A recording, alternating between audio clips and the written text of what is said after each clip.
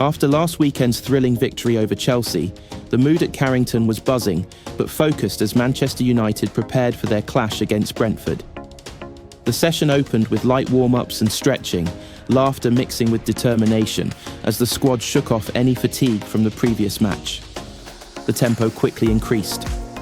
In one corner of the pitch, Senne Lammens, the young Belgian goalkeeper, went through an intense shot-stopping routine, facing a barrage of strikes from close range and crosses whipped in by the coaching staff.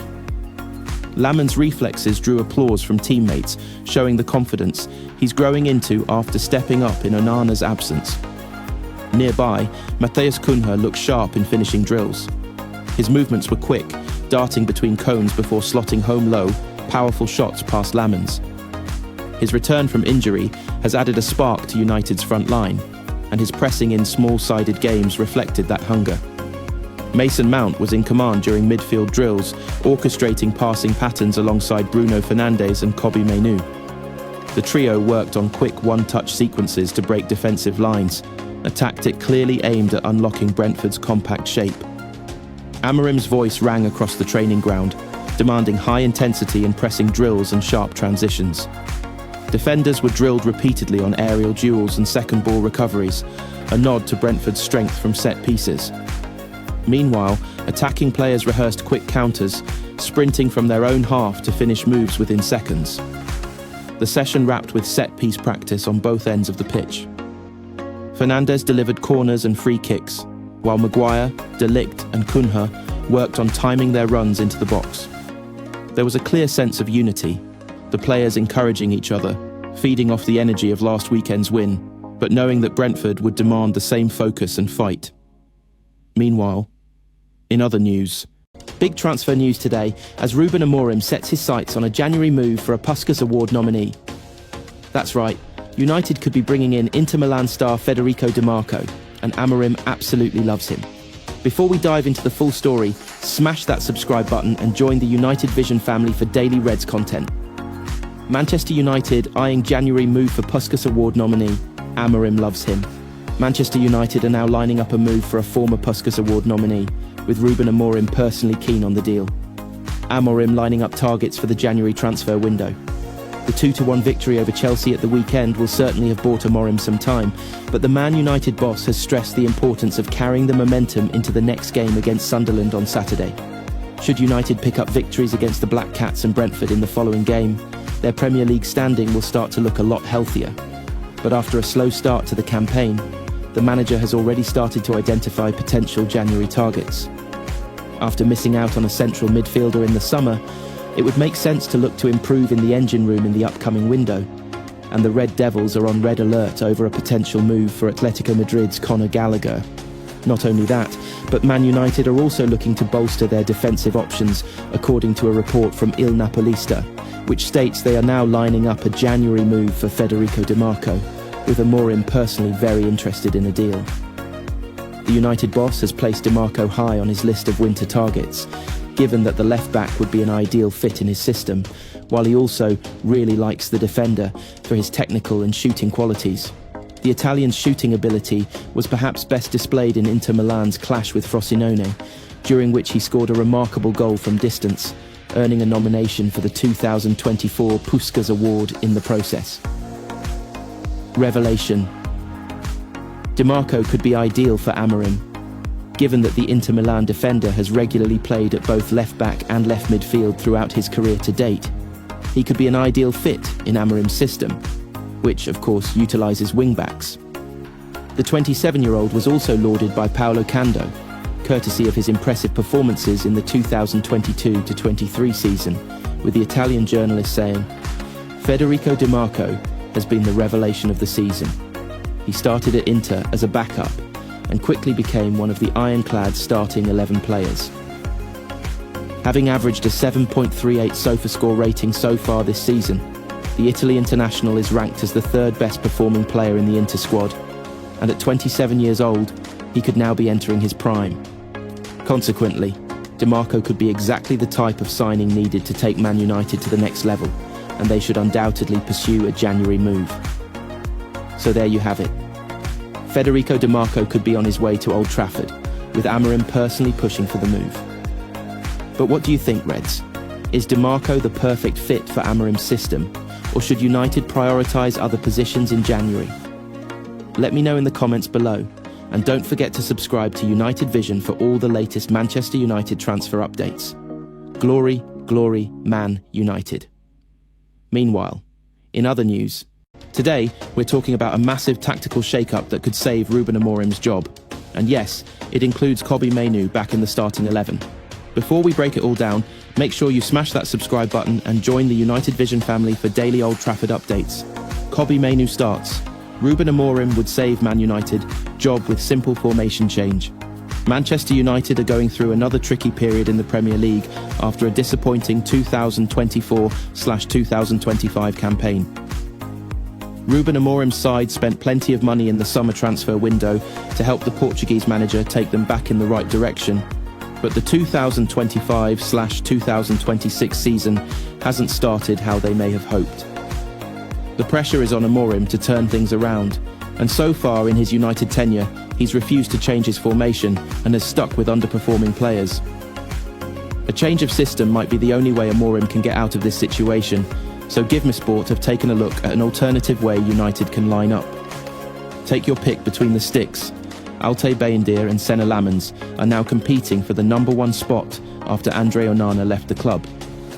The goalkeeper situation matters very little in terms of why United are underperforming at the moment, and it's also difficult to decide who the better option is, considering they both have a lack of experience at this level. We're going for Bayindir after he started the derby against Manchester City. Switching to a back four, Maguire comes in. The biggest shift that could help transform United and potentially save Amorim's job would be switching to a back four. The back three system clearly isn't working, and it would allow United to get an extra body in the middle of the park. Patrick Dorgu and Noussair Mazraoui can line up as fullbacks, but still also provide width and get further forward like they would normally. Harry Maguire needs to come back into the starting 11. United missed his experience in the derby against Man City, and his leadership skills could help them get out of this situation. Defenders: Mazraoui, Maguire, Leny Yoro and Patrick Dorgu. Midfield 3, Mainoo in, Ugarte out for Manchester United. Amorim needs to find a way to get Kobbie Mainoo back into the starting lineup. He has composure and technical security in the middle of the park that no other midfielder has, and switching to a 4-3-3 formation could help get the best out of him. Alongside Casemiro and Bruno Fernandes, you have a mix of defensive protection in Casemiro, technical quality and ability to evade pressure in Mainoo, and a nice mix of both with Fernandes. Manuel Ugarte has struggled in the middle, especially when United try and play through the thirds, so he needs to be replaced in the midfield. Midfielders: Mainoo, Casemiro, Fernandes. The attacking trio should consisting of the three new signings: Benjamin Sesko, Bryan Mbeumo and Matheus Cunha. Amad Diallo is unfortunate to miss out, but the versatility of Cunha and Mbeumo means he could easily slot into one of the roles, even if it means someone else replaces Sesko through the middle of attack. The issue hasn't really been the production of Sesko, Mbeumo and Cunha, but the fact that United have struggled to play through the thirds and get the ball to them. Forwards: Mbeumo, Sesko, Cunha. So there it is, a simple formation change, and Kobbie Mainoo back in the starting 11 could be the difference between Amorim surviving at Manchester United or facing the sack. But what do you think, Reds? Should he finally ditch the back three and go with a 4-3-3? Drop your thoughts in the comments, and don't forget to subscribe for more daily United stories here on United Vision. Glory, glory, Man United. Meanwhile, in previous news, Fabrizio Romano has dropped a big hint on Ruben Amorim's future, and the pressure is sky high. Before we dive in, hit that subscribe button so you never miss a story from Old Trafford. Ruben Amorim's sack could be imminent as new Romano update reveals hint at INEOS verdict. Ruben Amorim is under immense pressure at Manchester United, and Fabrizio Romano's new update on his future has hinted that he is quickly losing support. Sunday was the latest of many terrible days for Amorim at Man United, with his side on the end of a humbling 3-0 defeat at the hands of arch-rivals Manchester City. A tight derby was expected, as Manchester United and Man City each had a rough start to the 2025/26 campaign. But Pep Guardiola's tactical approach exposed Amorim, who is the second favourite to be the next Premier League manager sacked, and helped his side earn a resounding victory, with United fortunate to avoid a more embarrassing deficit. Guardiola brought the game's standout Jeremy Doku central in an unfamiliar role to outnumber Man United's midfield, and this worked a treat as the flashy winger contributed assists for City's opening 2 goals. Erling Haaland, meanwhile, capitalised on United's shambolic loss of possession to score his second and his side's third in a dominant display. This game provided further evidence that Amorim's failing 3-4-3 system is not fit for purpose, as none of Man United's players look better in this formation than under Erik ten Hag, and they remain ineffective all across the pitch. Amorim's stubborn refusal to change his ways will prove to be his downfall at Manchester United, with the head coach still insisting post-match that his system is not the problem. He explained to Sky Sports, "There are a lot of things that you have no idea what happened during these months, but I accept that. When I want to change my philosophy, I will change. If not, you have to change the man. And we talk about that every game that we lose. I don't believe in that in the system or whatever, so I play my way, and I'm going to play my way until I want to change it. I understand how football is, and the results dictate the narrative. I see it that way. I know that is hard for people. The fans do not want to hear these things. I don't lie to myself. I see the record, and I accept any decision." Amorim also said that he will do everything to get Man United back on track, and always thinking about what is best for the club. But he may be running out of time. It seems that this is the case if Romano's comments are anything to go by. It hardly seems that Amorim has overwhelming backing.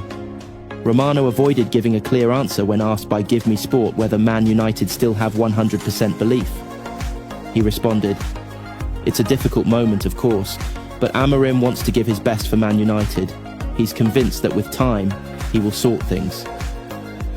Yes, we know that Amorim will continue to give his best, and as proven by his bullish but naive comments after the Manchester derby, he's convinced that with time he will sort things, even if he and/or his system is not fit for purpose. But Romano's clear refusal to provide an update on Ineos's stance on Amorim says a lot as pressure mounts, and it will not be overly surprising if they decide to cut their losses when they lose to Chelsea next weekend. That's the latest on Amorim's future at Manchester United as the pressure hits boiling point.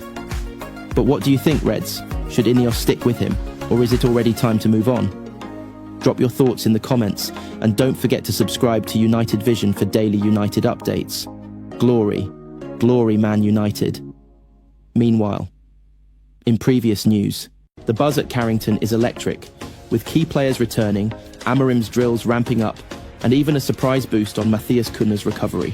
Stick with me as we dive into today's training update. And before we get started, smash that subscribe button and join the family so you never miss a beat from Old Trafford.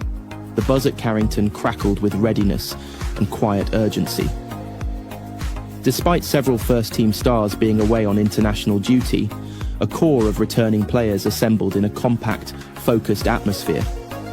Those absent, from veterans like Bruno Fernandes and Dalot to internationals such as Onana and Ugarte, left gaps, but the squad that reported back brought a clear message. Manchester United are sharpening themselves for the road ahead.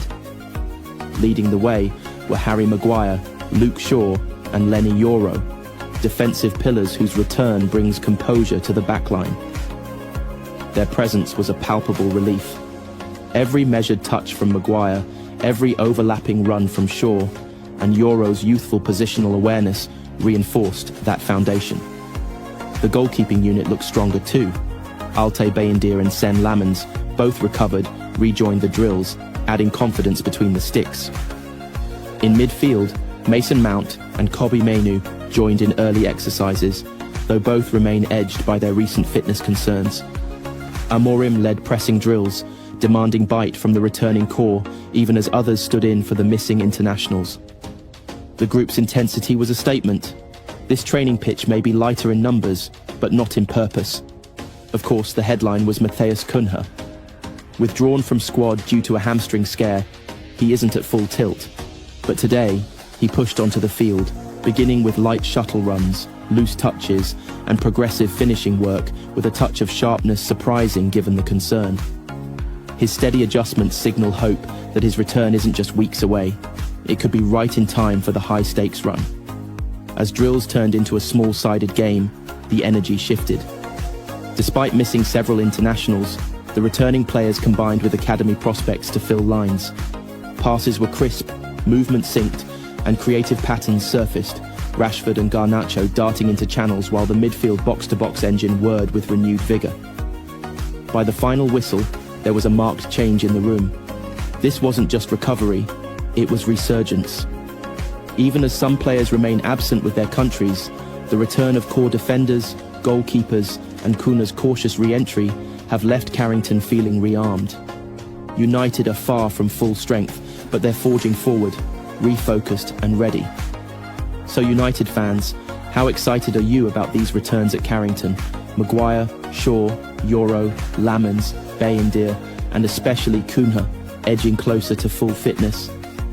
Do you think this group can power United into a strong run when the Premier League return? Drop your takes in the comments below, I'll be reading them all. Don't forget to hit like, subscribe to United Vision. Until next time, glory, glory Man United.